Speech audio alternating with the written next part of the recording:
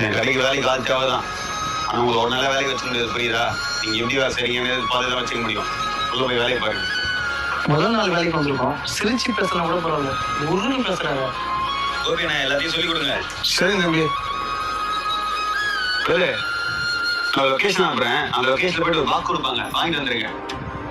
கடைசா எடுத்துட்டு வண்டிக்கு பெட்ரோல் போட்டு போயிட்டு வந்துருங்க. வந்தோம் எனக்கு காசு தரேன். சரிங்க சார்.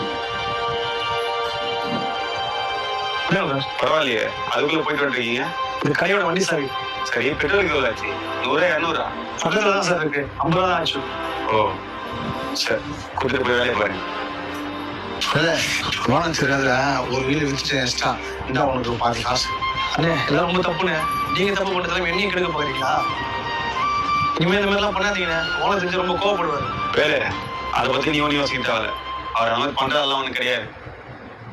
உனக்கு வேலை கன்ஃபார்ம் ஆயிடுச்சு. நாளைக்கு ரெகுலராக வேலைக்கு வந்துரு.